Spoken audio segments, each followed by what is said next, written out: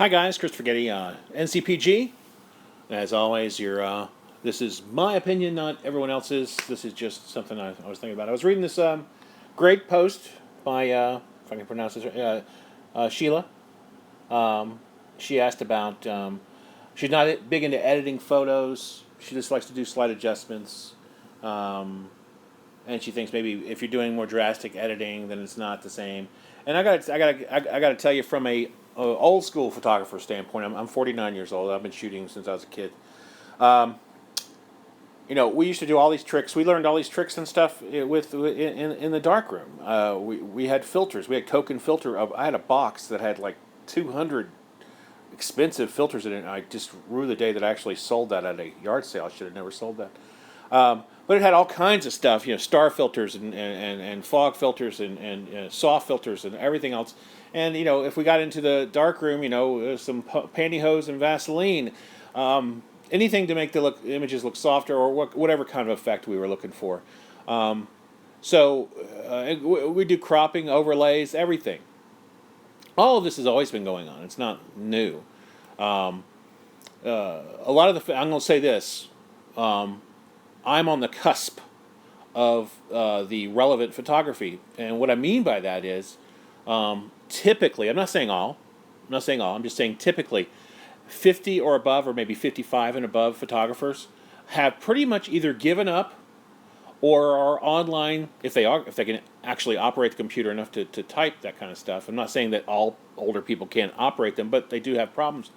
Are saying, film is the best and digital sucks and you shouldn't Photoshop things and stuff like that. And what I found is, I even have a couple, I have a professional that lives close to me who retired, and we had a discussion, and he told me it was pretty much because he did not want to process his own photos. And what that means is, back in the day, when we shot a wedding or something like that, we'd send them off to a color lab. And the color lab would do the processing for us, and we had options we could select, black and white, pushing, and things like that. And they would do that for us, and we weren't relied upon to be that part of the photography. But the images were not finished until we finished them. Just because we took the picture and got the exposure correct and captured the moment didn't mean that they were done. Some skin softening, getting rid of a blemish, whitening the teeth, brightening the eyes. It goes on and on and on. Taking someone out, putting someone in. All that stuff has always been done. It's just now it's easier because we have Photoshop and basically Lightroom and the computers. And what I have found is, and this is, like I said, this is no rail against the older generation of photographers, but we're running into a wall here where they go, I don't like editing or edited photos. And I'm thinking, well, maybe that's because you don't understand the process. Maybe it's because you don't understand fully how Photoshop or Lightroom works and how easy it is to tweak these images and make them look a little bit better. Certainly, you can capture a great image without having to edit the things, and I do that all the time when I'm doing dance studios and things like that. I'll set up a white-on-white background. I'm shooting 400 kids. I'm not going to edit those. Those are done. They're out. They're going to be sent straight to the client. But if I'm shooting a portrait of someone, they expect me to clean it up a little bit. And I'm not saying make them look like plastic, but clean it up. And I noticed a great picture that Matt Schmidt posted. I'm sure it's film and it's untouched. It's beautiful, and it happens to be a beautiful model, and that's great.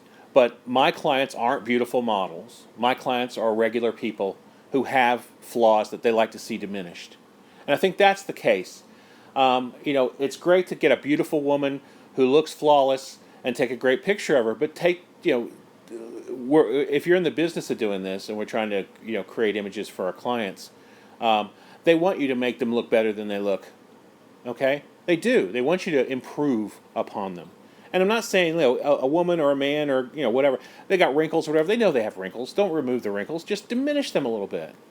The whole reason I'm shooting at 200 millimeters with the 70-200 is to compress the facial features to make someone look better.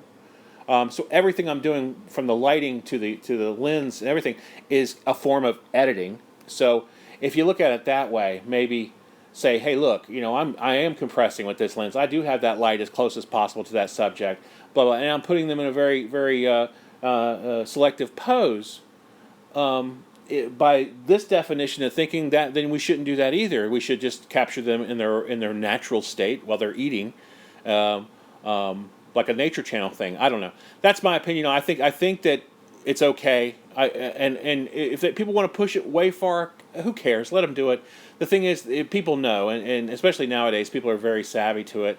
And so if you make it look fake, it looks fake. But if you don't, if you can blend well enough and make it look realistic,